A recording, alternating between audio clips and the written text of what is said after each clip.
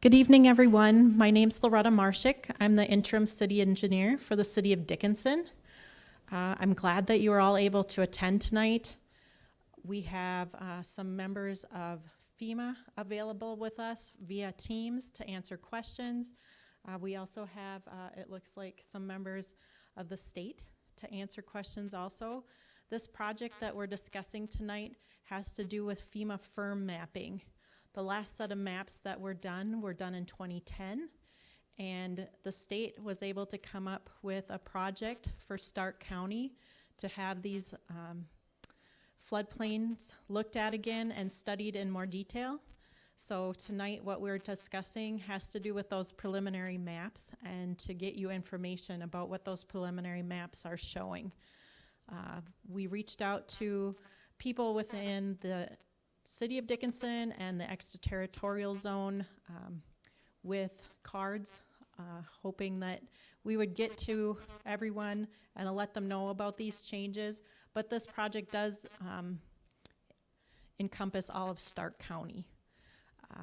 With that, I will let the ladies introduce themselves and we will move into our discussions. Thank you. Oh, one more thing before you guys jump on, I should add. When we get to the questions, if you could please come up front and use the microphone, then they'll be able to hear your questions that you have. Thank you. Great, thanks, Loretta. If everyone can hear me all right, we'll go ahead and get started. So good afternoon and welcome to today's Stark County Flood Risk Public Open House. First of all, we just want to start with a thank you to everyone joining us today, either virtually or in person. And also a big thank you to the county for working with us on today's public open house and for welcoming our team virtually. My name is Randolyn, and I am on the FEMA Region 8 team providing communication support today. So just to kick off today's meeting with a few housekeeping items, we will be running through a presentation toward the beginning of this meeting. And this meeting is being recorded. We will have a live transcript available under the three little dots that say more for anyone who might find it useful. And for our folks who are joining us virtually, please make sure to keep yourself muted unless you're wanting to ask a question, which we do encourage, but we will have a designated section of today's public open house for questions toward the end of the presentation. So yeah, without further ado, I'll go ahead and hand it off to Maddie for some introductions. Awesome. Thanks, Randolyn, and thank you all for coming in on your Thursday evening to talk to us about flood risks and the mapping for Stark County. We will start off with some introductions of our project team. So I am Maddie Plus, as I stated. I'm located in Denver, Colorado, and I work for FEMA Region 8 as a risk map program manager. Essentially, that means that I work with the state and also community officials on these flood risk studies and helping, support communities as we go through updating your information. I have two other kind of FEMA team members. Randolyn introduced herself, and then we also have Matt Buddy. Matt, are you able to introduce yourself? Hey, thanks, Maddie. Good evening, everyone. Yes, I work with Maddie and Randolyn at the region. Basically, once these maps and information are produced, I get to work with communities and property owners and engineers and surveyors and kind of the users of the data and the maps. I also get pretty involved in the flood insurance space, so I can answer some questions on flood insurance as well. Thanks. Thanks, Matt. And then I'll turn it over to the state. Good afternoon, everyone. Good evening, I suppose. My name is Laura Horner. I'm with the Department of Water Resources based in Bismarck, North Dakota. I am the lead project manager for the cooperative technical partner piece of this project. You'll see that the project is kind of segmented into a couple pieces. And so the Department of Water Resources received a FEMA risk map grant to initiate a study that covered Dickinson, South Hart, and Belfield. And myself and the contracting team to the Department of Water Resources completed the study work that encompassed that initial CTP scoped area. Thanks, Laura. All right, and then we'll turn it over to our staff at Houston Engineering. Hello, everyone. My name is Greg Thielman. I'm with Houston Engineering. I'm out of Fargo, and I'm the project manager for our team that did the work on the state portion of the project. I'm Lisa Odens. I'm also with Houston Engineering, and I worked on the hydrology and hydraulics and a bit of the floodplain mapping for the project that we were a part of. Thank you, Greg and Lisa. And then finally, I'll turn it over to our Compass PTS staff. Hi, I'm Sean Melvany. I work for AECOM. I'm based out of Salt Lake City, and I did some of the floodplain mapping for the FEMA BLE project. Thanks, everyone. I guess that just goes to show just these mapping projects are very involved, and it takes a big team of people to help work to update this information for you all. I'd like to start off today's presentation with just a little bit of information about what a flood insurance rate map really is and what it looks like. So, you know, Loretta started off and mentioned that we were updating FIRMs. FIRM is kind of the acronym for Flood Insurance Rate Map, and essentially what it does is it identifies areas of flood risk in your community. The picture here, I think this is kind of, this is the Heart River, and this is actually one of the panels for Stark County. And you can see, we'll go in a little bit of information later, but areas of flood risk are going to be delineated on that map. And this information is really useful for your community officials. It informs your local floodplain development or floodplain regulations. It helps with development and planning. You know, it helps your community officials understand where the safest areas will be, and also help mitigate flood risk. You know, knowing this information is empowering, and I think that the first step in becoming a safer and more resilient community is knowing, you know, what hazards you're facing. Flood maps do need periodic updating. As Loretta mentioned, your current effective map that you are getting regulated under is from 2010. So in the past 10 years, I was looking, and the city of Dickinson alone has increased population by almost 8,000 people. And as our population grows, the built environment changes, our infrastructure changes, and the way that the humans interact with the built environment is altered. And so we need to go through and update our mapping to reflect this new development. We also need to update our mapping to reflect environmental changes. You know, there's maybe been significant flooding events that have occurred and changed the topography, so we need to update our maps to reflect those events. And then we also need to account for changes in technology. Our modeling software has come every year is getting updated, and the technology is getting more refined and more accurate, and so that's kind of why we come in and we update our maps.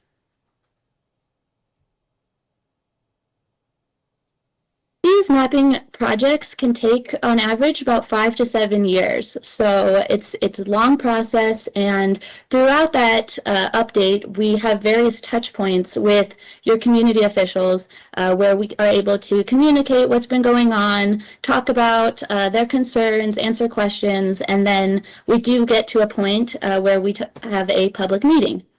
So this graphic on the slide kind of shows the various steps in the process. We start off with a kickoff and discovery meeting. This is where we are kind of scoping our project, talking to your officials and engineers about areas of concern, areas of maybe repetitive flooding. And between step 1 and step 2, we're really generating that data. We did, you know, survey work. We had teams, you know, on the ground looking at different structures, you know, gathering different data sets, and then running our models. At step 2, we had a flood risk review meeting. So this is when our data is available in its initial draft form. We meet with your officials, share that draft information, and you know, make any kind of adjustments, incorporate any new data, and really make sure that the maps adhere to FEMA's guides and standards. We met with your officials again back in May for a consultation coordination officer meeting, or a CCO meeting. And at this point, the maps had gone preliminary, and we were sharing, sharing the preliminary maps, answering questions similar to what we'll do today with you all. Actually, I should mention that we had issued a preliminary map previously in 2020, and we were out for a public meeting back in 2020. So we've done now a revised preliminary, which we'll talk about in a little bit. So this is actually our second time that we are at step number 4. So we did step 3 and 4 twice for Stark County. And so this is kind of our second time to answer questions from the public. And I guess finally we have, resilience as our last step in there, and that's just signifying the opportunity for you and your community officials to talk about mitigation opportunities and ways that you can use this data to become a more resilient community.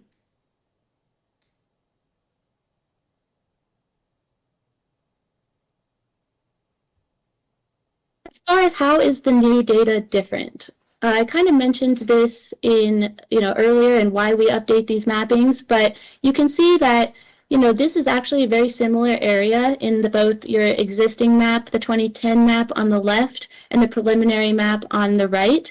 But you can see that there's been significant growth in this area. There's been a lot more houses added in, and with our new mapping, we've just become a lot more refined. So I like to think of it about as sharpening a pencil. Our 2010 maps are certainly accurate and very detailed, but as technology has advanced, we really are able to go from, maybe coloring with the Sharpie to a fine ballpoint pen, and really able to capture those details that we weren't able to capture back in 2010.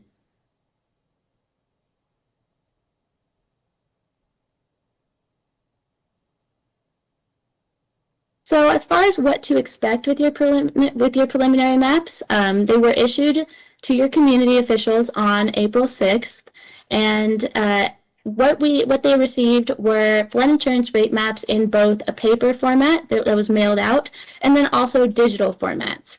A lot of the counties that we are studying have paper maps from the 70s and the 80s, and so it's really a great update to be able to provide our communities with this digital product. You can pull it in to your local GIS systems. It's really easy to look at online, and it just makes the administration and regulatory aspects of the mapping a lot easier.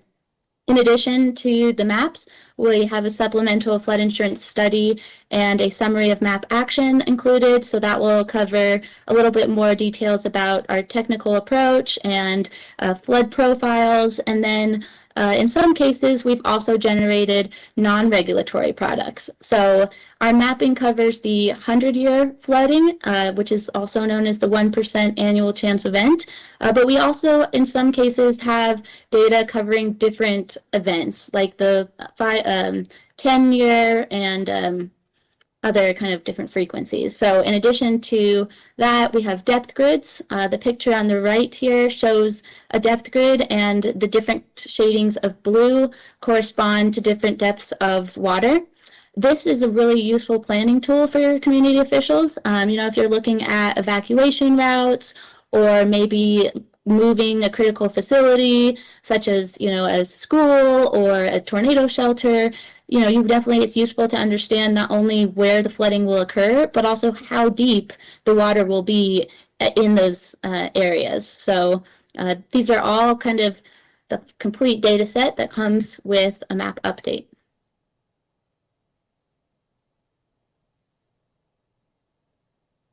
I'm going to go ahead and cover the next couple slides because it's primarily just giving an overview of the scope that was developed for Stark County and then the dual timelines that kind of took place to get us to where we're at. What you're seeing right now is a graphic of Stark County in its entirety, and it is in our index type panel layout. So you're seeing that it's gridded out and each corresponding number correlates with an individual map panel that gives greater detail of the project area. You'll see that there are a lot of stream miles that are covered across Stark County, and that is a carryover. That is something that was initiated in your 2010 mapping for Stark County. So this was a very large study when it came to assessing the stream miles that were out there, validating, doing the necessary study work for the detailed reaches, and then making sure that we included the scope that was requested or identified by the various jurisdictions when the Discovery Initiative took place kind of in that 2015-2016 timeframe. A couple colors that I want to call out just because it is kind of to differentiate between the study work. You'll see over in the extreme northwest corner that we have that light blue or teal color. Those are the panels that impact the city of Belfield. Belfield was in a position where they requested that their map panels be able to move it forward and advance. And they actually had their flood risk information updated and go effect as of July 5th of 2022. So they are recently updated their ordinances to reflect the study work for that reach or that area north and south of Belfield. If you head further, track a little bit east, you'll see that orange panel. That is the original study work footprint for what was considered the Cooperative Technical Partner, the CTP initiative that was taken lead on by the Department of Water Resources at the state of North Dakota. That was something that was funded through a FEMA risk map study, and it included the study work within the city of Belfield, South Hart, and Dickinson. And then the remaining pieces, those kind of the gray panels, that was an initiative that was also picked up by our regional staff to advance base level engineering and then to validate the remaining stream miles that were encompassing throughout the remaining city jurisdictions and county jurisdiction throughout all of Stark County. So all in all, it ultimately became a county-wide initiative that kind of took various paths or timelines to get ourselves to the point that we're currently at and ultimately have an updated, effective product for the entirety of the county. Next slide. Thank you.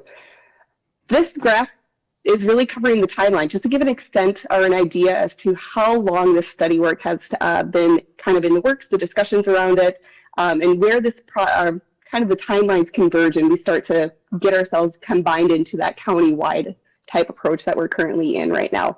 So like I said, the discovery process when I originally went out to the city and county jurisdictions across Stark County really took place in that 2016 scoping period. That was an initiative that was led kind of by the state and myself when I came and talked to various officials across Stark County to help identify a worthwhile or a desired scope for update, short of what just the basic needs of data mapping and modeling were. We then came back once we received a FEMA grant, issued that 2016 calendar grant cycle year, and we came back for a kickoff, and that kickoff took place November 7th of 2016. We then spent the next 2 years, so I'm actually following that green timeline right now just for the sake of getting us to the initial piece of this study work that took place.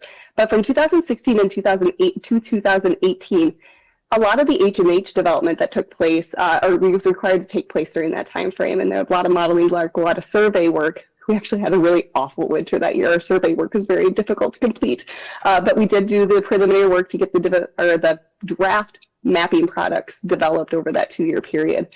We then came back and had an additional touch point. Maddie kind of showed the graphic of the various touch points built into the risk map process. That flood risk review or FRR meeting that you see in that third box in the green line, that took place January 30th of 2019. And that was the first preliminary draft products that the officials got to see that were originally encompassed in that first CTP initiative, that Belfield, South Hart, Dickinson, and then the county reach kind of in between. We then had our first preliminary map release, January 30th of 2020. It was the last meeting that took place for me in person prior to the pandemic, really. That public meeting, I should say, in March, before the pandemic hit. So we kind of put a halt on a lot of our travel after that. But with those preliminary maps, we did come with a public meeting and a CCO for the community officials, and that activity took place in March 4th of 2022, or excuse me, 2020. You'll see that we now have a third timeline, or second timeline, the blue timeline that is on top of this one. it was discovered, or was this opportunistic, that the development of the base level engineering data set across the state of North Dakota was taking place and being processed and delivered in its entirety during that 2017-2018 calendar year. And so it was in our best interest to then take the piece that was just kind of slated as that state-led CTP initiative and do a full countywide to validate and update the stream miles and the other pieces of Stark County and the city jurisdictions that were not scoped under the state's project. And so that activity, as far as discovery and going out to the city jurisdiction, that also had a discovery process that took place November of 2018. They did then develop the data development that 18 and 19 timeframe. And then the region was able to allocate funding to push through the remaining project area scope that is now being led by the regional staff team. So you'll see that there are two different pieces of this initiative. The flood risk review meeting for that initial project then took place on February 16th of 2022. So we had a few years in between just getting the data developed, and then we had that draft product presented in February of this year. And then this is the piece where we're all coming back together between the two initiatives due to some rework, due to an appeal that was submitted by the city of Dickinson as far as technical information they would like to have included in the map and the resolution process that took place along that initiative. We were able to issue revised prelims for the state's initiative, and then the preliminary map release for the base level engineering and the remaining piece of the county. I just threw a lot of dates out, and I hope that it wasn't overly confusing. But the big thing that I probably take away is the fact that the initial study for Stark County started and was funded under 2006 from 2016, and then ultimately we are now on a path forward for the remaining proportions of Stark County, minus that of Belfield that has already gone effective, with this updated preliminary and revised preliminary release that took place April 6th of 2022. And then, of course, per request of this community, we are back here to have an opportunity for this public open house. And so please make sure if you have any questions in regards to these schedules and dates, there is a question and answer segment that will be addressed later on after the presentation. But with that, I'll go ahead and turn it back over.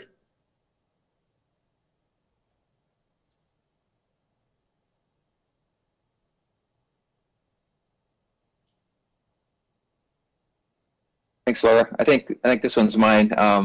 As Laura mentioned, we did issue preliminary maps back in 2020, and those had gone through FEMA's appeal process. And as kind of the last step, they go through some additional FEMA reviews, and we did receive some comments on those in June of 2021, mainly related to some consistency between panel labels.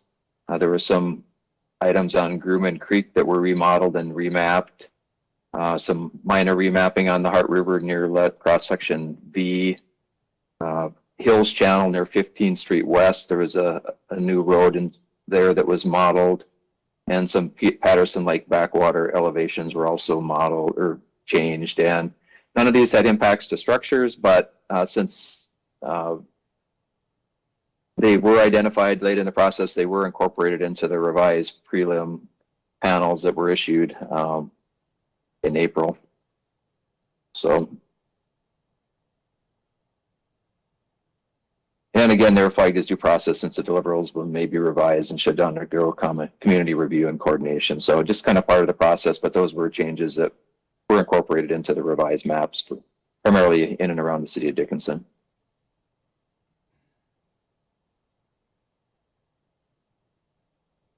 Thanks, Greg.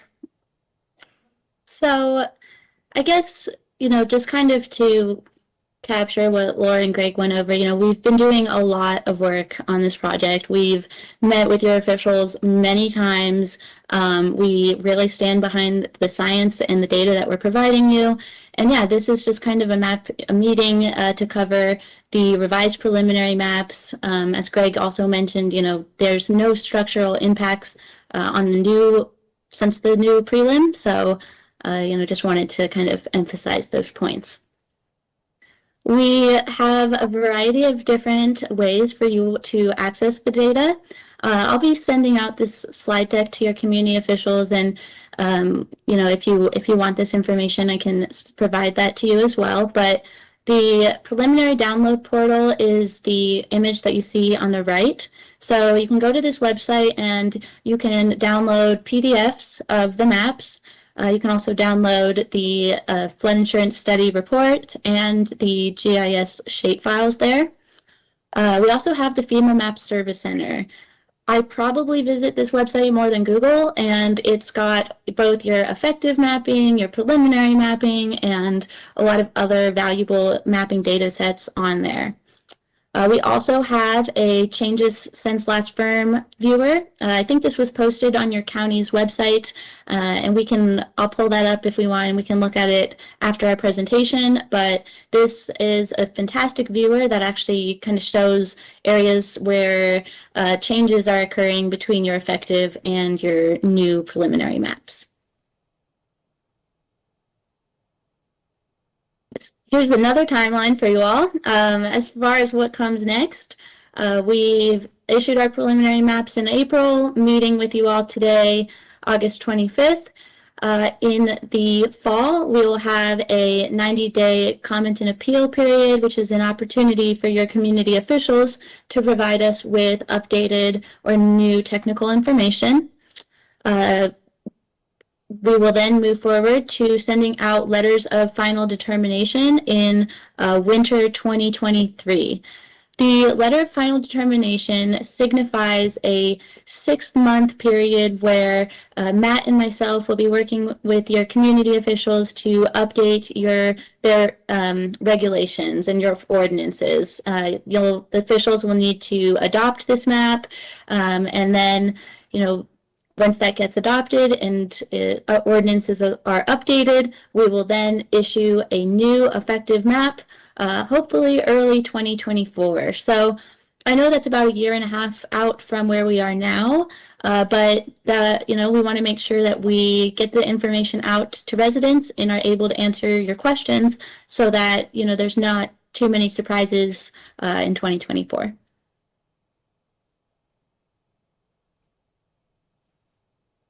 So our next section is going to be on the community's role.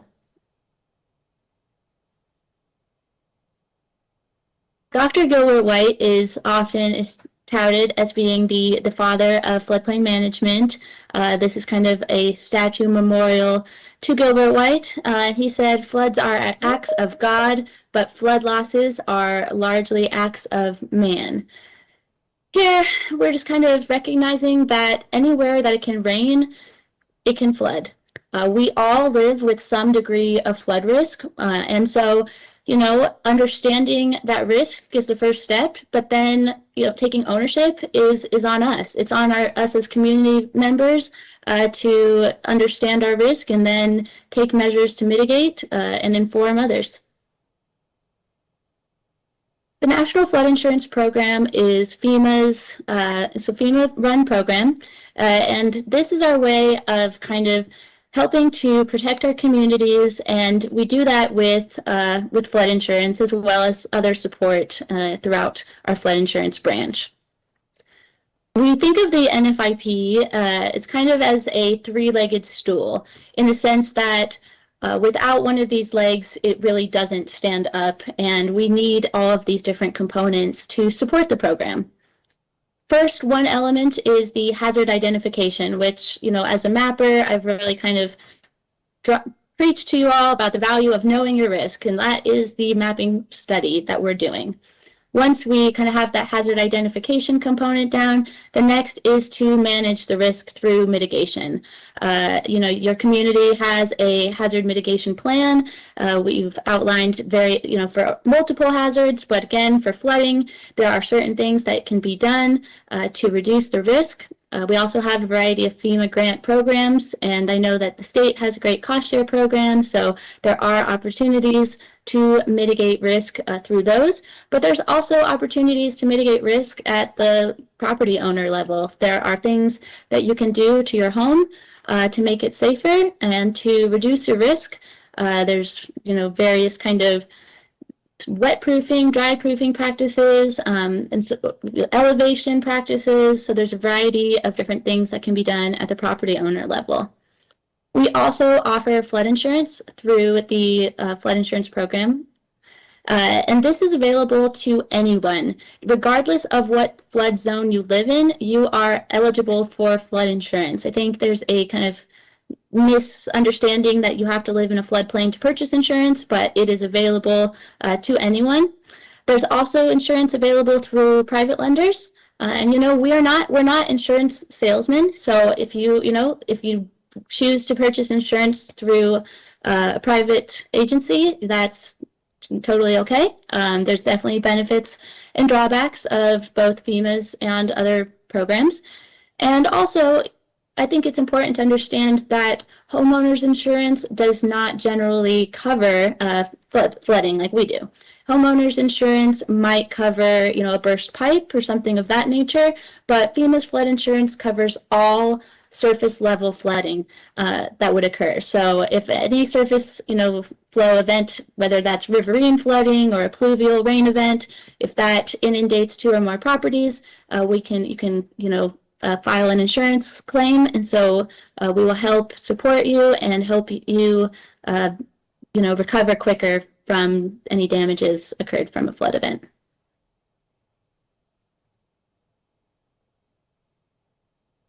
I kind of touched on this, but there are a variety of different types of flooding that we look at FEMA. We look at, heavy precipitation, these kind of significant anomalous rainfall events, but also, which is significant for North Dakota, we look at snowmelt and ice jams, looking at, if you had a really especially wet winter, lots of snow, what is that going to look like in the spring? And then we also look at saturated or frozen soil, and how that could also impact, flooding and the hazards associated with that. There are a variety of factors that determine policy cost. I will say that I am not an insurance expert. We do have a liaison at the region who leads a variety of different trainings on insurance, and she can answer more specific questions. So Matt and I will do our best today to answer questions on insurance, but we might need to follow up with you after. But some of the things that we look at are flood frequency. So as I mentioned, we do map and model different flood events, and looking at also recurring flood events, areas that are receiving, on repetitive flooding. As I mentioned in the previous slide, we look at a variety of different flood types. And then we're looking at different characteristics related to your property and your structure. How far is it from the water source? We're taking that into account in addition to property characteristics such as the elevation of each individual structure. We look at foundation type, building materials, and then also cost to rebuild. So this is actually a new kind of way that FEMA is looking at insurance. We're looking at it much more comprehensively, and we're looking at it, with all of these different kind of variables taken into account.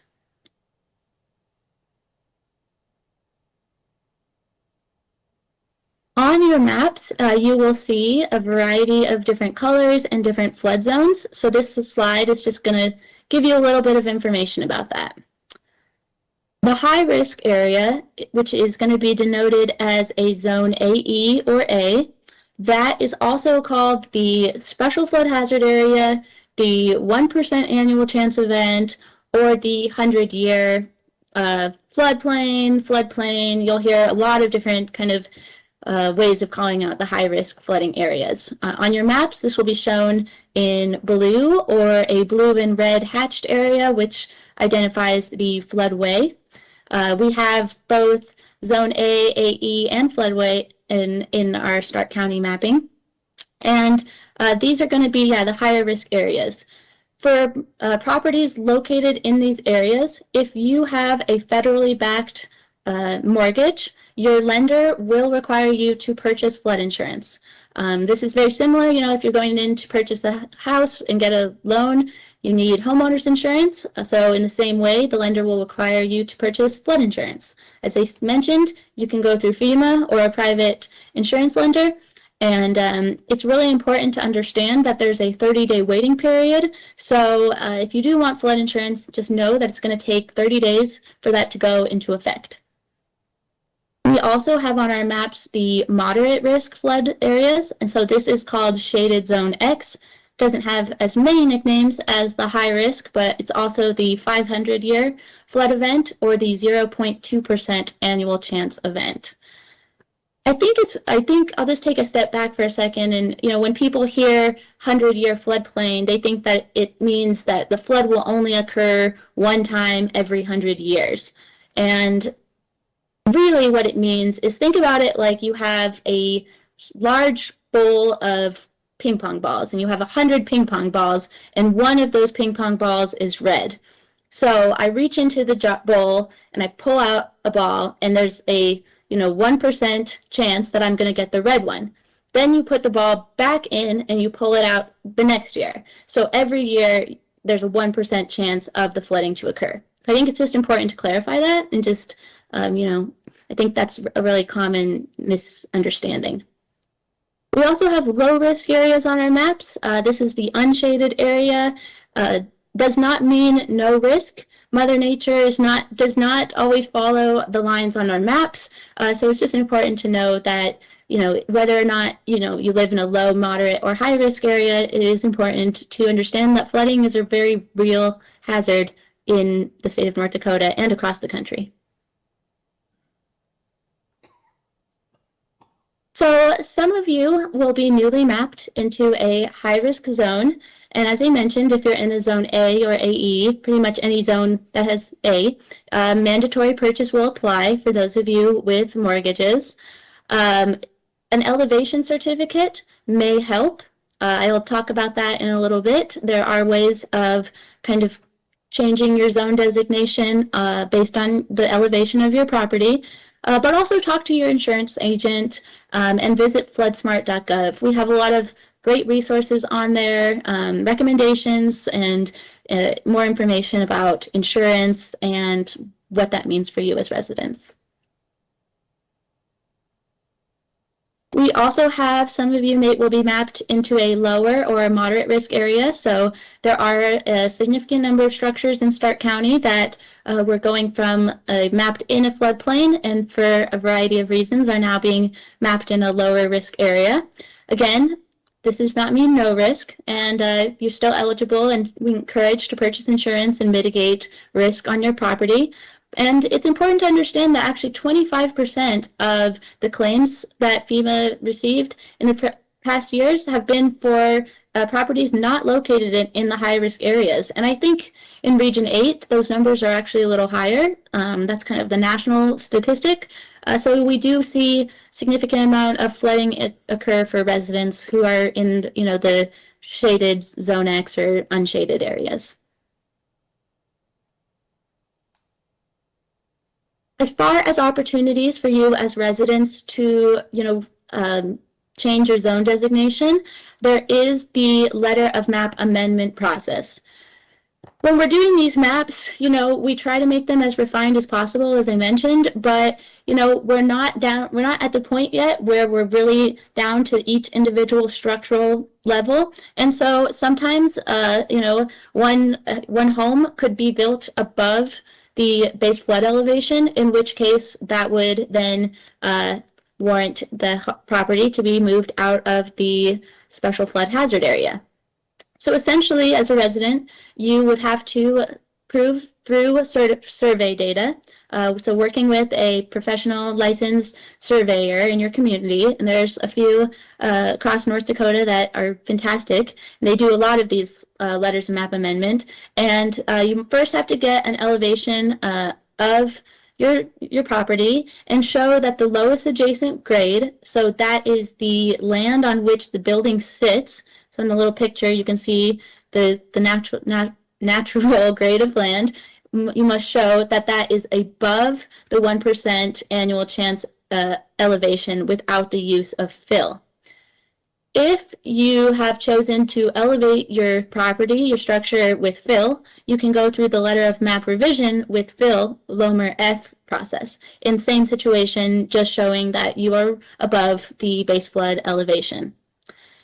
These letters of map amendment have to occur on the effective map. So as I mentioned, your 2010 effective map is kind of what you're regulating off to now. So once we get closer to that 2024 timeframe, that's when we can review any layer of map amendment applications. So if you believe that you would be somebody that might, be eligible for this, please wait until winter 2023 to start submitting that data. But you can work on your elevation certificate with the surveyor previous. Just don't submit it, earlier than 30 days.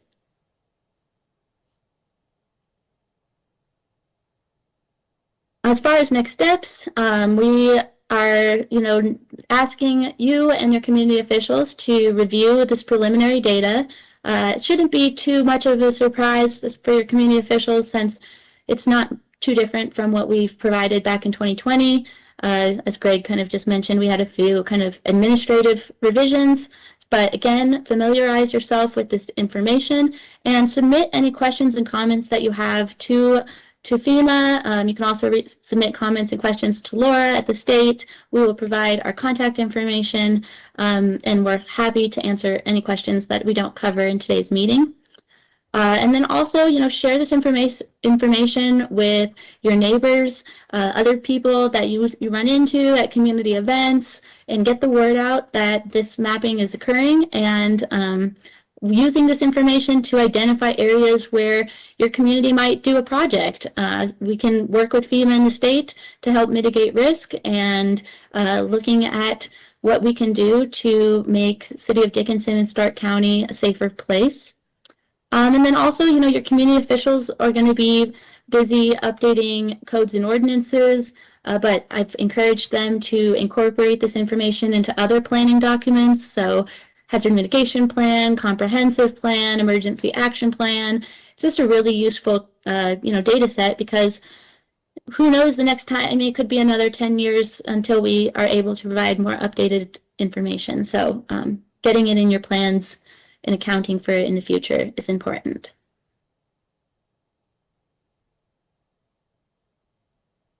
All right, that was a lot of information. A lot of different topics we kind of threw at you. So at this point, I think is probably where we will break out into the question and answer portion of the meeting.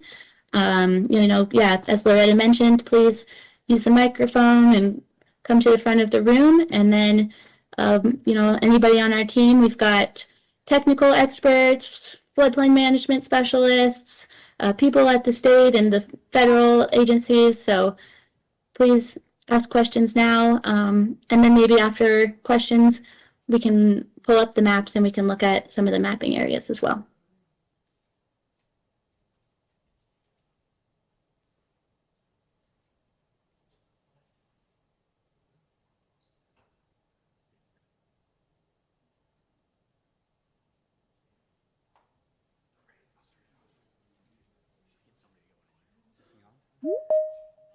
Testing, testing.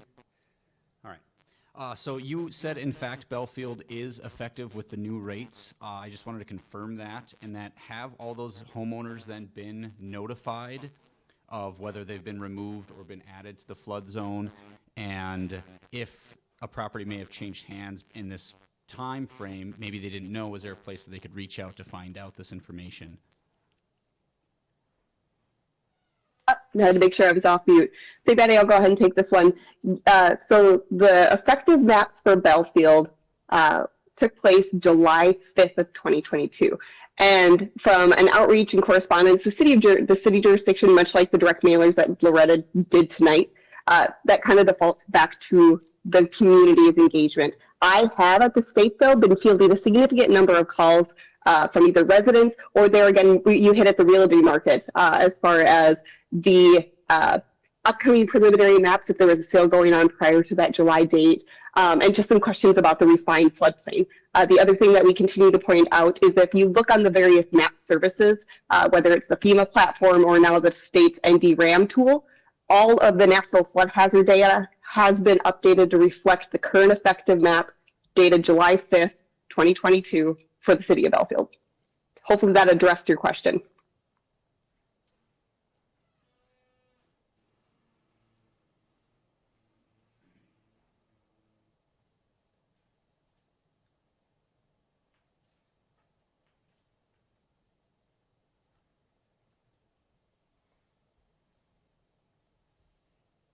my question is, if we want to sell our house and it is now designated floodplain, are the banks going to loan money on that house unless they have flood insurance? Because I've checked, flood insurance is expensive.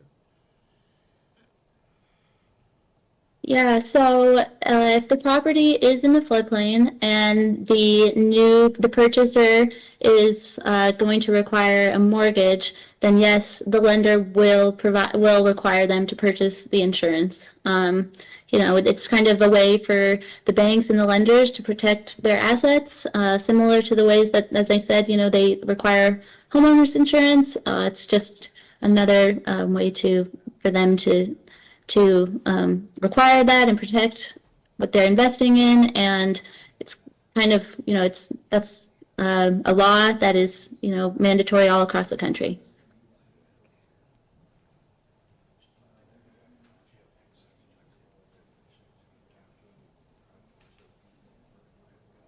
A number of years ago, I had a map of amendment done, and it come out that I was not in a floodplain. That was like 25 years ago, 25, 26 years ago. Will I have to redo that again, bring that back up to date, or is it still good? Yeah, that's a great question. So in our process, you know, normally we do look at all of the existing letters of map amendment, letters of map change, and we will revalidate them if it's, you know, if the elevations are aligned. But I will say that if you feel comfortable with this, maybe give your address or give some of your contact information to Loretta or Steve, and I actually have a way that I can look up individual letter of map amendment case files, and I can let you know whether or not that's going to be revalidated. And, you know, sometimes it may not be, and we have a reason, can read in our summary of map actions why it was not. You know, the base flood elevation might have changed in your area. So if your property is now below that, then, you know, you would be in the floodplain. So if you feel comfortable, I can definitely look up that specific case and get back to you after the meeting.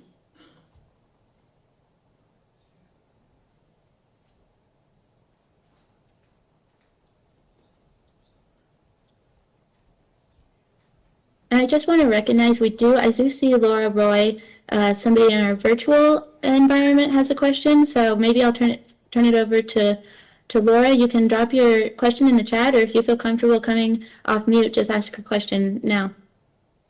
Yep, I'm off mute. So we bought our house on Heart River 2 years ago, and we have almost 2 acres, and there was never a flood elevation certificate done on our property.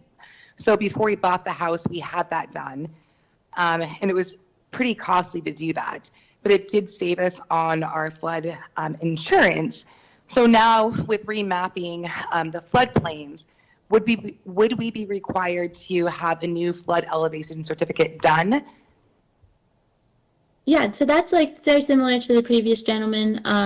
You know, most of the time those certificates and letters of map amendment will be revalidated, and, you know, that's part of our mapping process. We look at all of those existing cases and look at the new data.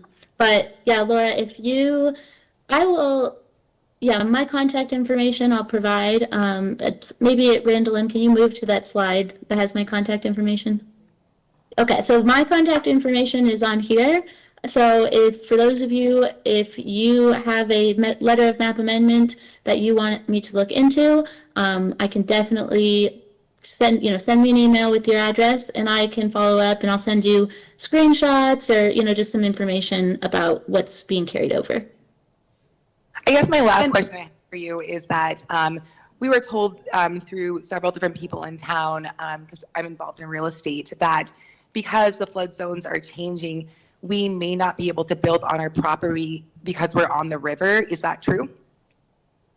So if there is a floodway, there are restrictions to development, and you have to kind of take into account encroachment into that floodway. And so depends on, you know, what yeah, it depends on if you're in the floodway, you might be in close proximity to it, but looking at the map, and we'll pull up, I can work with you, we can pull up your property and look specifically at where that would be. Okay, that's great. I will email you. Thank you so much. Hey, Yeah. Laura, one quick question just for clarity. Yep. Are you speaking of an elevation certificate that you had completed for your property?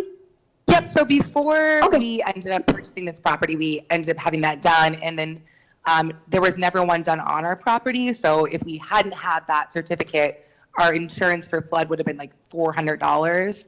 But we ended up obtaining that for $1,000 and it significantly lowered it. But that was what I was concerned about with now the flood zoning, being remapped. Is that going to increase? Or do we have to do a new one? Not a problem. I just want to make sure that there's understanding, because what Maddie is speaking with that SOMA list is all the letter of map revisions and amendments that took place from between the time of development and this map and coming into effect. If you have an elevation certificate that just gives the detail of the surveyed conditions of your lot and your home, the structure that you're trying to do, that should still be maintained in integrity. You still have your lowest reducing grade and the surveyed information and the stamp of a surveyor to say that that document is still a tool that you can continue to use. Gotcha. Okay, perfect. Thank you so much, guys. No problem. I have a question. On your mapping and stuff, that orange, is what is changing? No, so the orange is the 500 year, and then the blue is the 100 year. So Oh wait, you just passed it.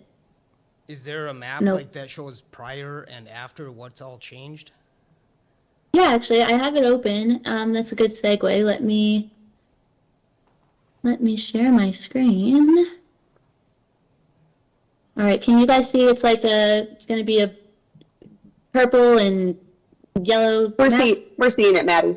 Okay, so this is the FEMA Flood Map Changes Viewer. It's a link that's in the presentation. You can type it into Google and you can pull this up. You can type in your address in here and we can zoom in and I'll show you around. There are a bunch of different layers. So the layer that we're looking at is the changes since last firm layer. And so here, the yellow is going to be I'm going to pull open the yellow is the special flood hazard area increase. Purple is special flood hazard area decrease. And then also for the, so that's for the zone A areas, and then for the other 500 year and the non-special flood hazard areas, that's going to also be, but has kind of this more like hatched area. So here on this map, you can zoom in. Internet's going kind of slow today, but it will show you here. So like in this instance, the purple is going to be a decrease. So we've got kind of some decreased areas in here. It looks like there was a LOMR done, letter map revision was done here. Laura, we talked about the floodway and the areas that have limited development. So that's kind of this hatched red and blue areas, and then the yellow is going to be areas where there's going to be an increase in. So this is some new floodplain in here, and then this kind of hatched in area, this is new but 500 year. So not a regulatory floodplain, but increase in that moderate risk area is in here. Okay. And then also just to kind of give a little more information about reading the maps, these lines across here are cross sections. So those are going to tell the elevations of the water surface elevations. So in this case, it's like 2441.9 at this. That's the base flood elevation here. Okay, I also have another question. Just because part of your property is in the floodplain, but your property is, your house or structure is outside of it, then do you still require flood insurance? Yeah, so the private lenders, they might, but at FEMA, we require flood insurance if the structure is inundated. So if a corner of your lawn or your backyard, or you've got a couple acres and that's in the floodplain, you're not required. But if your house, if the water touches your house, then that is required.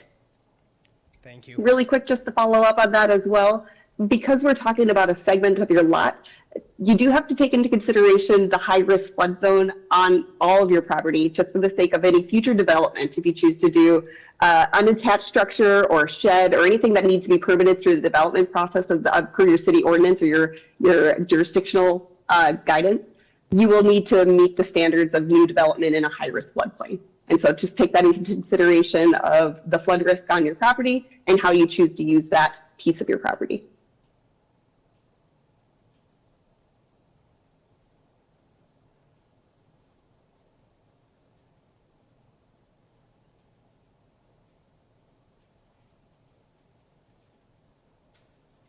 Anyone else have questions? They still have that on file, because I turned that paperwork into a city.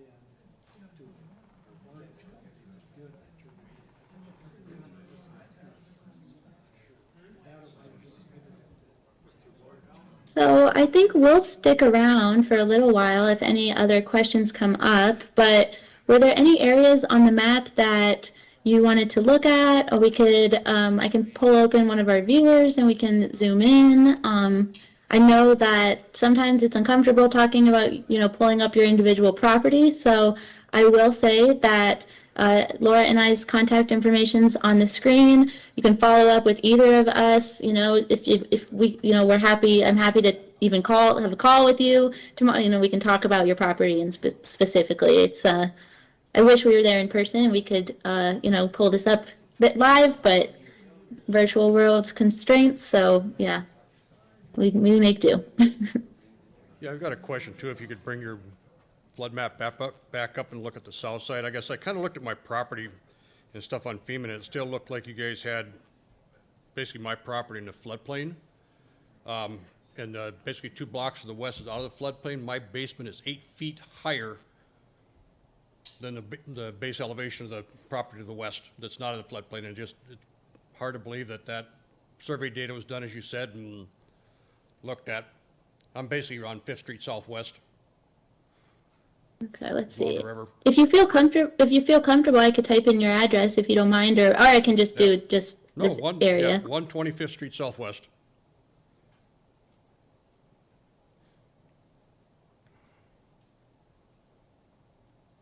I've gone through this a number of times when they've changed the map about every 10 years and stuff too. And I mean, my main floor is 27 feet above the river.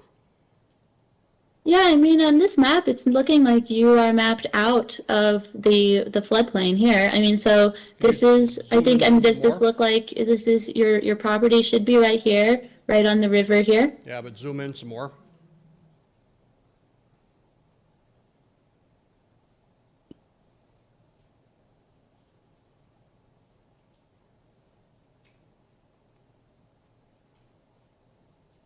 Okay, yeah, I guess when I was looking, I thought I was on the right map. Must have been the 2012 for. Yeah, it could have been the current effective. I mean, let's see if. Yeah, because it actually showed it coming up. Yeah, so it looks like it's actually decreasing for you. So the purple is decrease. And so, yeah, like the 2010 maps probably cut kind of, these points of your structure. But with our more refined and accurate data, we're able to capture that, yeah, your structure should not be in the floodplain. And, yeah. Okay, well, appreciate it. Yeah. Thanks, Skip. That was a great explanation on how to use the mapping system too. Could you look up? Yeah, definitely. Oops, yeah. Go ahead. No, I was just going to say, anyone, yeah, we can keep looking up properties. Then if some of you may not want to share your address, and as I said, you could pull this up even on your phone. And as you saw, it was pretty easy. And I think just to note, as I said, there's a lot of layers. So when you first get into this, it's going to be like tons of, it'll look really busy. So just know that the preliminary national flood hazard layer is going to be the new data, and then that purple and yellow data showing the changes, that's the changes since last firm layer. So, and then we also have the national flood hazard layer is the effective, the 2010. So anyways, who's next? Okay, could you look up the Hart Drive area? There's three, I know three of us from that Hart Drive here at this meeting. We're just kind of curious if that changed. All of us are up on the north end of it. It's a horseshoe. Oh yeah. I'm gonna pull that up, but Greg, are you familiar with that area of the mapping while I look into it? Is it on the Hart River? Yeah, that's what he said. Hart Drive. Oh, Hart Drive, I'm sorry. It doesn't specifically ring a bell unless Lisa. Yeah, knows maybe if we see the visual of where it is on the map, that'll ring a bell. It's a drainage ditch behind our houses. Do any of you? Would you have an address that she could Sure, look up? try 854 Hart Drive.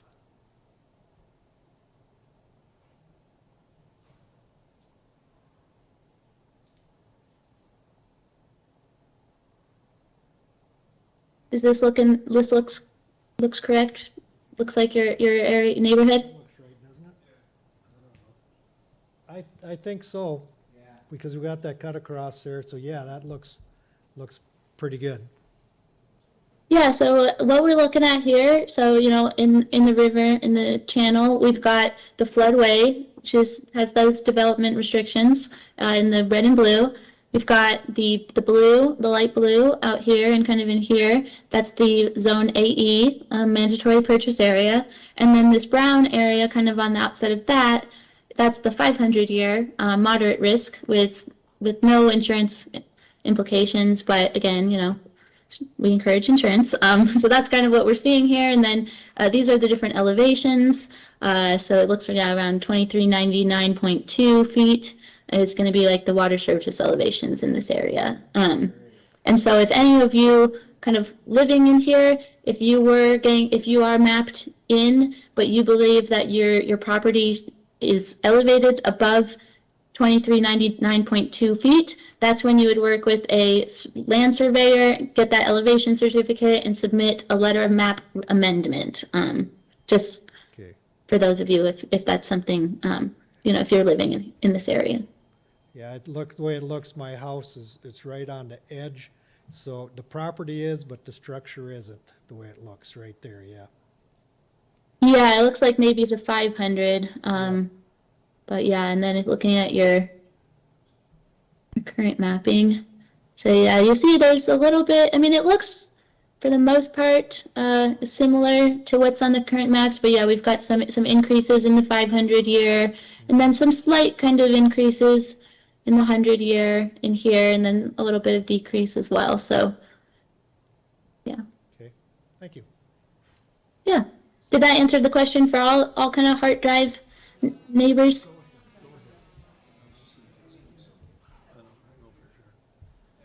Yes, I have a question regarding 234 9th Street East. If you could pull that up for me, please.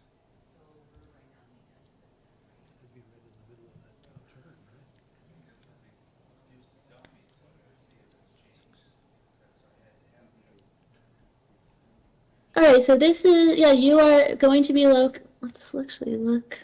Yeah, you're located in the 100-year. So if you have a mortgage, you would be required to purchase insurance for your property. Reading the maps, it's elevation, water surface elevation is between, 24 and 23.5. So that would be the structure would have to be above that base flood elevation. But otherwise, yeah, that looks like high risk for you. All right, has that changed since the last map was done? It has increased. So looking at it here in yellow, we did add some floodplain around here in this area. Let me zoom out to give yeah, a little context. But yeah, that area did increase in here. All right. And I have 679 8th Street East. 679 was at 8th Street East? Yes. All right. Let's turn off the changes. So that one is in as well. It was also part of the increased area. So the preliminary map didn't show that it was in there. Is that correct? So the preliminary maps, that's what we're looking at now. So the preliminary, that was the maps that were issued in April. So that is showing the properties in both cases in. The current map from 2010 is not showing that. Let's look at with that. So this is what kind of the current map is showing. So here's that property. It's kind of right on the end. But then, this area is definitely increased in flood risk between 2010 and 2022. And so for your insurance, if you have a mortgage, that will kick in, that you would be required to purchase insurance in 2024. So it's on the prelim maps. That's not going to have any implications for you right now. But in about a year and a half, that's when your lender will be reaching out to you, your insurance agent. I appreciate that. If I was to go to your website, could I print these maps off? Yes. When you first get into this, let me just refresh this page. So you can definitely just control print, and then there's also kind of a way to print a map changes report. So you can, it will kind of put a little side-by-side comparison of the two, and then print out for you information about what your new maps will look like. So again, this link is on actually the Stark County website. Steve was great and uploaded this link for us, so you can visit this, and then you can either use this tool or you can just print it out yourself. Okay, thank you for your time. Yeah, thanks. Okay, I'm on the other side of Hart Drive, so my address is 847 Hart Drive.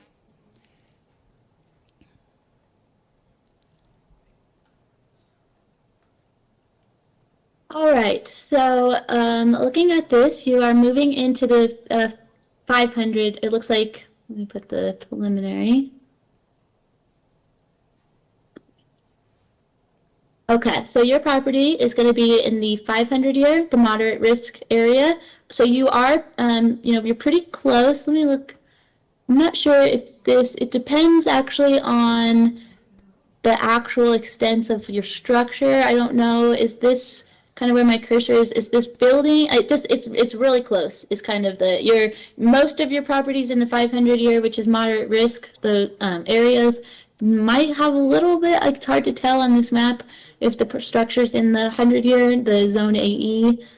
So I'm not sure how close we can get on that, but yeah, that's kind of that's a close one. I'm not sure about that determination. Yep. Just to follow up, so property like this where it's too close to call, oftentimes the lender, so whoever holds the mortgage for the property, they have determination companies that cross-reference their current portfolio of mortgages every time that an updated mapping product comes out. They might flag this property as being in that high-risk floodplain just because of the visual of what we're seeing right here. This might be a situation that an elevation certificate might be advantageous for you to have on hand to show that lowest adjacent grade on your property. It also shows you the proximity or what the side of your property that you need to be concerned about as far as, in this situation, your south or southeast corner of that house, of the structure. And so just take into consideration that in the event that a bank flags it, you can produce information to show them that the conditions of your home is actually considered to be in that moderate risk zone instead of the high risk floodplain. And so please take the level of risk that your property has and see if there's something that you can do to help validate or verify the elevation around your lowest adjacent grade. Okay, thank you. And then one other question. So I just want to clarify. So if you have a mortgage and you are in a flood zone, then you would be required to get the flood insurance. But if I don't have a mortgage on my home any longer, I have that option until, you know, but the next buyer would have to purchase it. Is that what I understand? That is correct. The banks can require the flood insurance as a mandatory purchase with a federally backed loan or mortgage tied to it. If you own the property outright, it is elective. We still encourage it just due to the nature of it being true risk and represented risk, but it is entirely elective. You're basically choosing to self-insure just to own the risk that you have. There again, it is at the time of that turnover for the next homeowner. If they choose to come in and they need a backed loan, a federally backed loan, there will be the requirement for mandatory purchase. Okay, thank you so much. Could you pull up for 8 Johnson Drive?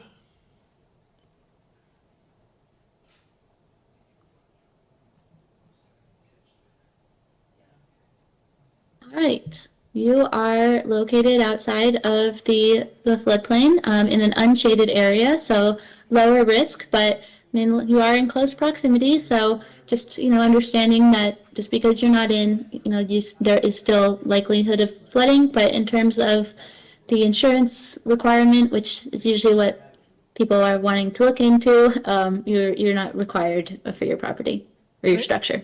Thank you very much. And then really quick, one more follow-up on this. You were also in extremely close proximity to the regulatory floodway in the newly mapped product, so the preliminary mapping product. So while your home does not require the structure to be insured because of a high-risk mandatory purchase, with just assuming there's a mortgage or whatever the situation is, in the event that you choose to do any development on the backside of that lot, you will need to work closely with your permitting authority, City of Dickinson in this situation, because there will be higher standards as far as developing in that high-risk area. The floodway, the regulatory floodway, is meant to be an area conveyance, and so that area is required to be maintained open and with a level of integrity, so there are no adverse impacts to your neighbors. If you put fill into that area, you could downstream push water in a different direction and adversely impacts one of your neighbors. So please take that in consideration for those of you that are close or have a regulatory floodway mapped on some of your lot or property.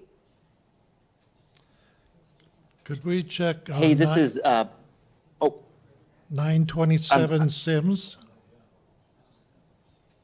Yeah, we can look that up, but real quick, Matt, did you have a comment on the floodway? No, not necessarily on the floodway, but just on the question that was previous to that.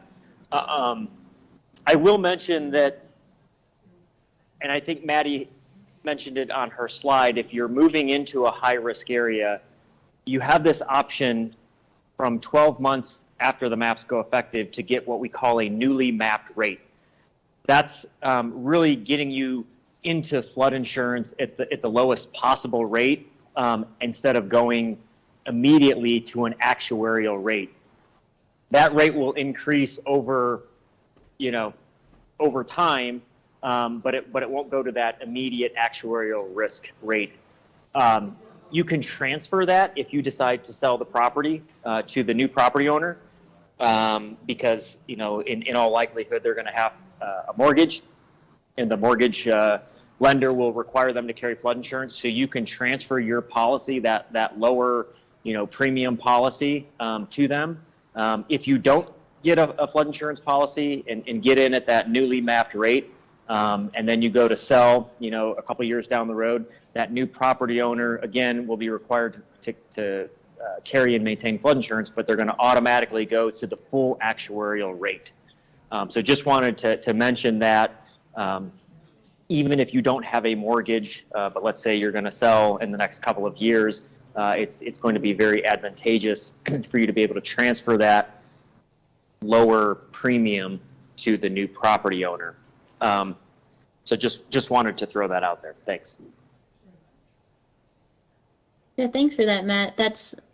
See, Matt knows a lot more about the actual kind of nuts and bolts of the insurance than I do. So yeah, definitely appreciate that reminder. All right, so was the next address 920 Sims? 927 Sims. 927 Sims.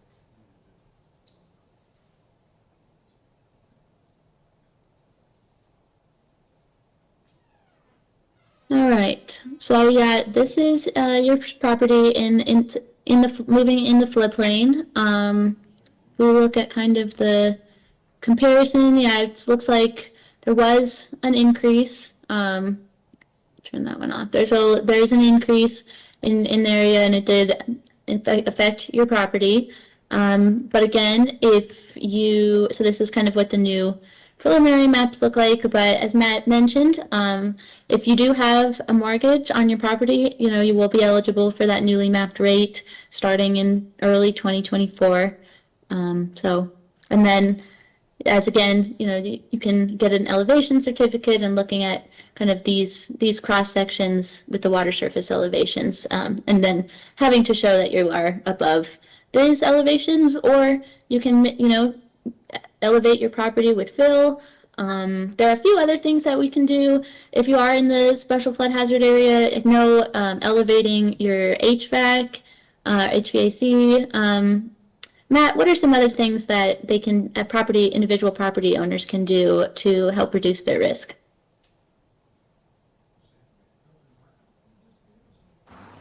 Sorry, there, had to find the mute button. Yeah, so certainly, an elevation certificate could potentially lower it. But you can also talk to your agent about increasing the deductible. That's something that can lower the premium. There are other things like raising electrical and mechanical equipment. So if you have a furnace in a basement, and you can raise it up to a higher floor, that can reduce the rate. I think probably the most important thing would be to talk to your insurance agent to go through your specific situation and kind of scenario to talk about what could potentially get you some savings on a premium. Thank you. Thank you. There's several of us on 6th Street West in Dickinson, in the 800. All right, in the 800 block. All right, do you have maybe just one address, just so I could type it in here? Yeah. 851, 852, 871. We're not near the river, but we're in a low spot, and this summer we had some water issues because we're in a dip in the city. All right, and that was 6th Street, you said? 6th Street West, yes. Okay. 851, 852, 871. If anyone's familiar, it's between Jefferson School and the Optimus Park. While Maddie's looking that up, I'll throw a couple other quick things out, just on the flood insurance side. It's always a very unfortunate situation when people find out they're not covered under their homeowner's policy for flood damage. And we saw that a lot this year in Montana. Back in June, they had pretty major flooding, and not very many people had flood insurance. The ones that did, the average claim was around $50,000. So obviously those people are able to start their recovery process much quicker than people who are uninsured. A lot of times people think that FEMA is going to come in with grant programs to help them, and we do have some grant programs that can be offered in certain situations when there's a big enough disaster, which Montana did get a declaration for individual assistance. The average grant was around $4,000 compared to $50,000 for the average flood insurance claim. So I guess just as you guys are understanding, this new risk and hazard, and you're, reviewing your own situation, just know that, it's not going to be a FEMA grant that's going to get you on the road to recovery. It's really going to be insurance. So just wanted to make that quick little plug. Thanks, Matt. So for those of you on 6th Street West, does this look, like this kind of like track field and in this area, is this looking like I'm in the right area?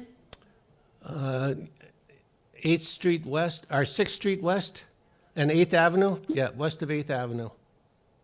There should be an not elementary, sure. yeah, that's it. There should be an elementary school, sure. Between that elementary school and that track, there's a low spot in there. And this summer, we had a couple of downpours and the water got to be about 3 feet in our street. And there was discussion that might be added into a zone. I was wondering if that was included. Hey, Maddie, Yeah. do you mind if I actually show the ND-RAM tool? I was gonna say, it was like a perfect, yes, Laura. It is a really good segue. So the situation here, and please, Lisa and Greg, chime in if you feel. So what you saw this year was a rain simulated event. It was flash flooding induced by a rainfall. A lot of the study work that was included in the risk map initiative included more of the stream courses in your drainage ditches. So something that was more riverine in nature. Please bear with me while I pull those up and up. But the state of North Dakota, it's a non-regulatory tool. Please make sure that you consider it a non-regulatory tool. But what the rest of the county Dickinson is based off of is the base level engineering initiative that took place in that 2018 timeframe across the state of North Dakota. What this tool does is it creates a 1% annual chance flood event that is simulated by rainfall. So they're, again, probably a little bit more reminiscent to the flash flooding events that you saw this summer. So I think this is the area that we were just looking at. Hopefully everyone is seeing my screen and my tool. So, then Maddie's confirming.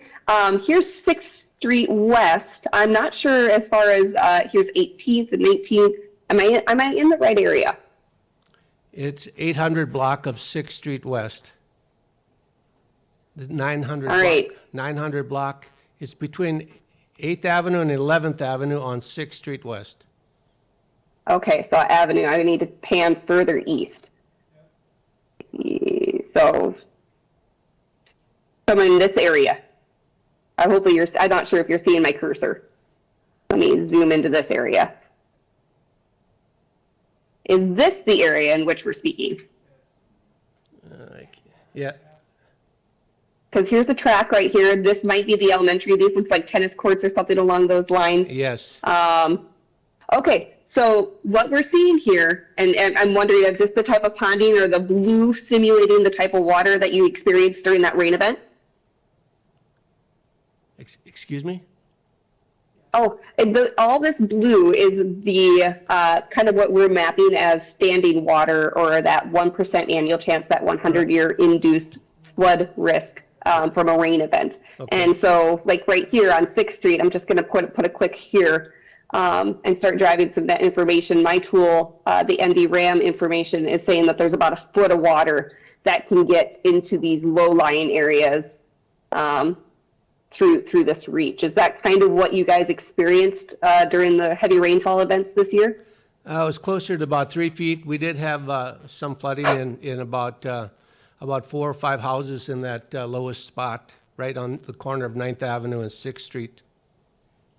9th Avenue and 6th Street. So right here, yep, true low spot. And so what this tool is identifying is there, again, it's a non-regulatory product, and it is simulating a rainfall event. We generated a 100-year rainfall event based off of Atlas 14 data that is out there, but the reality is that larger events can be observed. You probably saw something a little bit more significant. This is, if I put the 0.2%, this is a 500-year floodplain showing the low spots and then potentially the associated depths with that. But for those of you that have issues with localized overland flooding, and very much so either rain-induced, like this flash flooding scenario, the ND-RAM's base level engineering data set, just for the information, the risk information tied to it, maybe you're looking to decide whether or not you need to carry a flood insurance policy just in a low risk firm floodplain, you know. This is this is a secondary site that you can assess the level of risk that you may have at your property. There again, the difference between what was completed through the FEMA risk map and flood insurance rate map development that we're currently going through is that those were set stream courses, riverine type flooding events that we were assessing compared to what we are doing in a storm simulated event that the base level engineering represents. And so I will actually share this with Loretta. It is, for those that are interested, it is a state-run platform out of the Department of Water Resources, and the URL is ndram.dwr.nd.gov. but we'll hopefully be able to share this. Another way of looking it up is if you just Google NDRAM, it actually comes up as one of the first tops. And for those of you that might wonder what NDRAM stands for, it's Risk Assessment Map Service. And so it's a state-run platform with a base level engineering.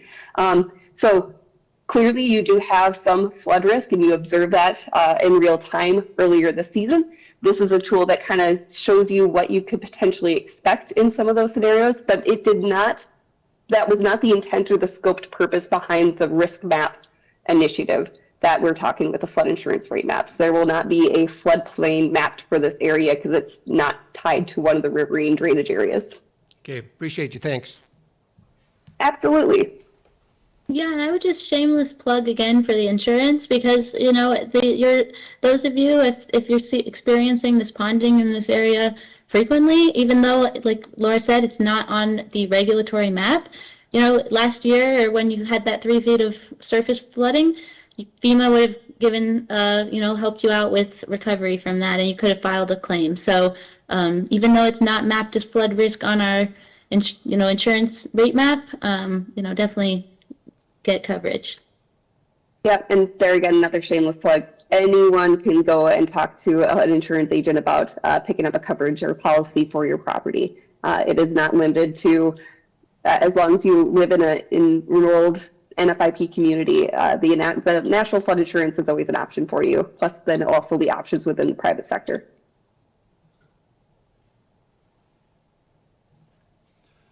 Can you go back to Hart Drive again? 978 Hart Drive? I thought I saw some yellow. I just had the NDRAM. Okay, what was that? What was the address again? 978 West Hart Drive? Hart Drive. Oh, just Hart Drive, okay. Yeah, so right here, the hatched yellow is increase in non-special flood hazard areas. So again, looking at the preliminary, it looks like that's that 500 year, but again, as Laura mentioned, it's one of those situations where you are also really close. I can't tell specifically, but some of your structure might be in this blue area in here. So in which case, getting an elevation certificate, I would advise most of you on Hart Drive in this area, since you're so in such close proximity, getting an elevation certificate might be advisable.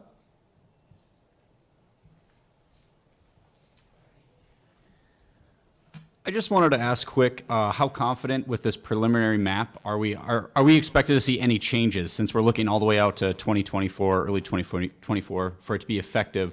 Are we confident in this map that there will be no changes made, especially for people looking to buy houses that may or may not be in this changed area?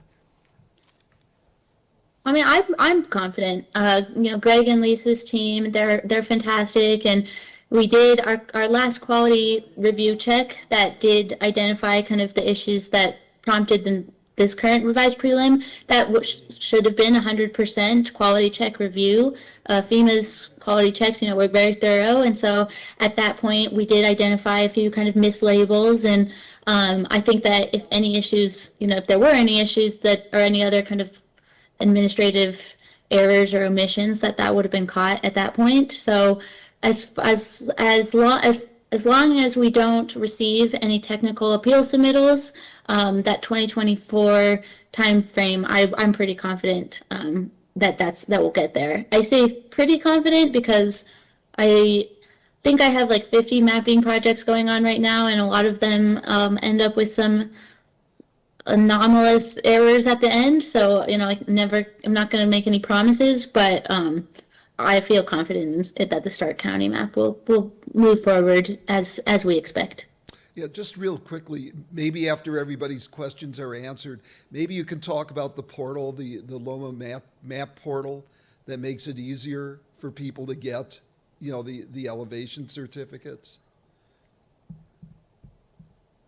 Which portal are you talking about? I'm not sure. It's Laura, the do you know one where what? surveyors can come in and enter information in order to get the information they need for the elevation certificates. Oh, I'm not super familiar with that. Is that maybe the MIP or I don't know. Not sure about, yeah. Is it the electronic, like Right, MTEZ process? I think Okay. so. So there again, Steve, there is an electronic process for straight EZ, and maybe Matt, if he's still, Matt, are you available? Do you know a little bit more about the EZ process? Yeah, and I'm not sure this is actually getting to Steve's point because I'm not Okay. sure of a portal that the surveyor would go to. Because the MTEZ, that we're really talking about getting into applications for letters of map amendment. So yeah, I apologize, Steve. I'm not sure what you're talking about. Yeah, that is what I'm talking about, but I would take everybody's questions first. Okay, well, yeah, I mean, I could speak to the MTEZ. That is the form or the application that a property owner would use in order to submit a letter of map amendment. There's basic property info on there, owner's name, address, legal description, lat long.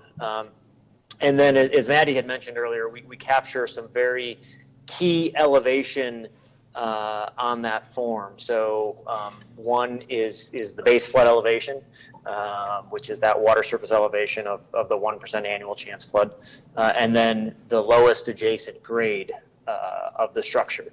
So those would be two elevations that a licensed surveyor or engineer would capture and then stamp it and put their seal on it and then submit it to FEMA, and then we would review that application and look at the lowest adjacent grade compared to the base flood elevation and make a determination on whether or not it's elevated vertically above that water surface elevation. So yeah. So I will say too, we are at 6:30, and it's hard it says we can't see how many questions are in the queue. What's it looking like? Do we have a lot of questions? Maybe we have time for a few more, and then I know that a lot of our team members have to drop off. What's the question? How many questions do we have? What's the queue? Have you checked 1476 7th Street East? I don't think there's a All right. floodplain there, but there might be a high water level when it rains real hard, just like they were experiencing over on 6th Street. What was the address again? 1476 7th Street East.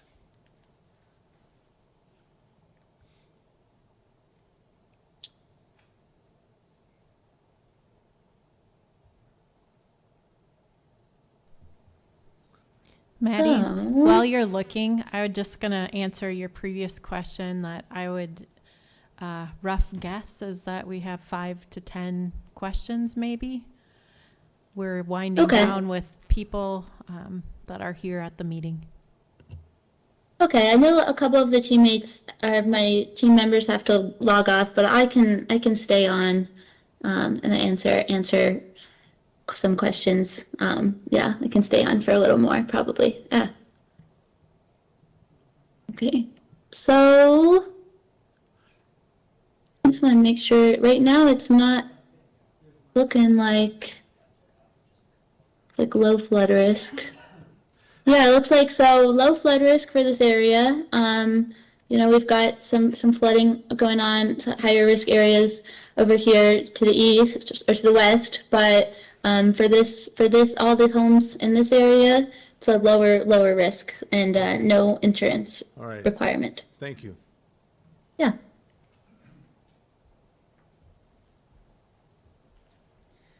Yeah, just looking to have you check another address at 343 2nd Street Southeast. All right, let's see. Yeah, so low risk, you are in close proximity here to the 500 year. You might have, some 500 year on your property, but there is no insurance requirement for you. But yeah, the 500 year flood event might impact you.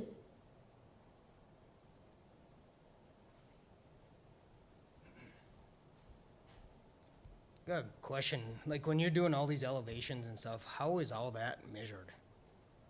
Is that with a flyover, with a drone, or are there people out on the ground?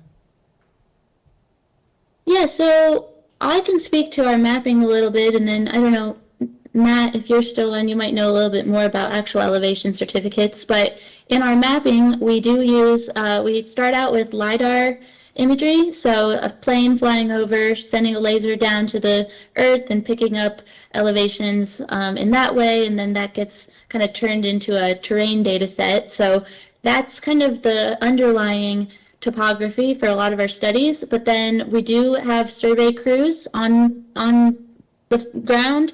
As Laura mentioned, we had rough winter, so our surveying took a little longer for this project. But yeah, we do have areas where we do have surveyors on foot, and I'm pretty sure that's how, you know, a land surveyor professional would get an elevation certificate as well. I'm not super familiar with their actual kind of technology, but I believe they're on foot. So, but you said the majority of it's by a flyover, by airplane? So statewide for North Dakota, we have a flyover LiDAR imaging. We update that periodically and make sure that it's down to a really refined level. So it's what's called quality level 2 LiDAR. And so, yeah, that's kind of the base map for our base level engineering. And then I see that Sam left, or not Sam, Sam's in the lobby. Greg left a note in the chat that we used ground surveys for channel and hydraulic structures. And then, yeah, that LiDAR, that flyover data set is from 2015 for the overbank areas. Okay.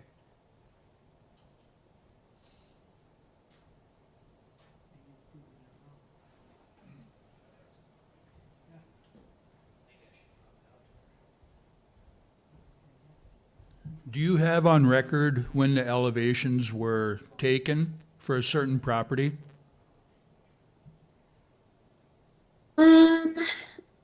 I don't think for individual properties that we would have that. I'm not sure, Greg or Lisa, would we have that for the dates of when those elevations were gathered? I mean, otherwise I think it'd just be 2015 for most of the LiDAR, and then the survey work, it was in 2017, I believe. Yeah, that's correct. For the channels and the bridges and everything, we surveyed those. I think it was 2017, 2018. So And who would, any of the overbank areas, which is where the homes and everything would be, that would be based off of that LiDAR data.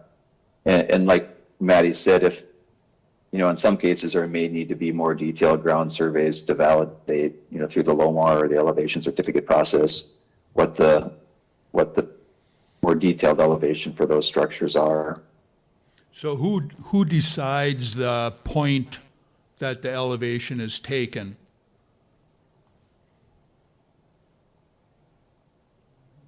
Well, typically, you know, when these projects are, you know, the process, you know, the acquisition of any topographic data like survey or LiDAR is fairly early on in the process because you need that data to do the rest of the study. So usually that's one of the first steps that's done when the project is kicked off. So that's why it was done, you know, so early in the process. Okay, let's have a little fun here. Mr. Zuroff will like this one. 1003 East Broadway.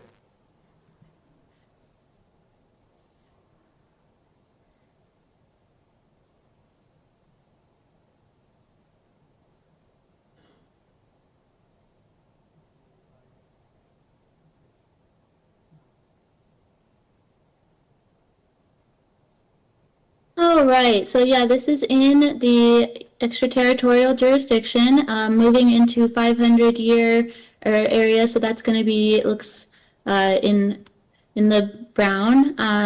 But yeah, this whole area, we've got some of this zone AE, and then also the floodway to the east. But all of this area is 500-year moderate risk. So that area is all in the moderate? Yes, so that is moderate. I'm not sure, looking at this, it's kind of, I don't know if this is, yeah, like how far, if there's any structures that might touch. Again, this is kind of similar to those other residents who were living really in close proximity to the floodplain, but the the orange that you're seeing on the map is the 500 moderate risk area. So, yeah. So I tried to pull up your map on my computer and I got just a mess on the map, but how do I get a more detailed map of showing my property? How do I do that? So did you click the link that was on like the website? Yes, I did. Yep. Yeah, okay, so what would have happened is it would have taken you here, and as I kind of mentioned, all of these would have been turned on. So like you said, I mean, we've zoomed in, but when you zoom out, it's definitely a mess. And it's like, so what you would do is I would say turn off everything except for the preliminary national flood hazard layer, and that will show you just what we're looking at right now. And even under this, there's all these other ways that you can make it even more simple. So like this is the panel index. So we've got there's a lot of different labels and stuff that I can take off to simplify it. So this is a little bit cleaner. And then, as I mentioned in the beginning, when you first get on, if you get rid of some of those, you'll get a better map. Is that what you're telling me? Yeah, so all of these layers are just different information data sets. And so if you just turn off different data sets, it will make it more simple for you. So okay. I'd say the main one that you don't, just keep on preliminary flood hazard layer. Okay. All right. Yeah. Thank you. Yeah.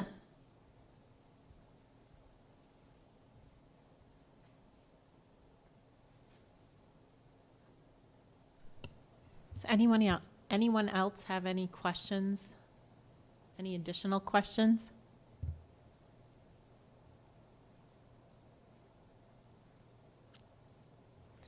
Maddie, I'm not seeing anyone else, so I think we can wrap up the question portion. Okay, and Loretta, if anybody, we get some stragglers or somebody comes up to you after and has questions, just shoot me an email and I'm happy to follow up. Great, thank you. Yeah, thank you all for joining us, and thank you for asking so many great questions about the mapping and the process, and we appreciate the continued partnership with your officials, so thank you, and have a good night.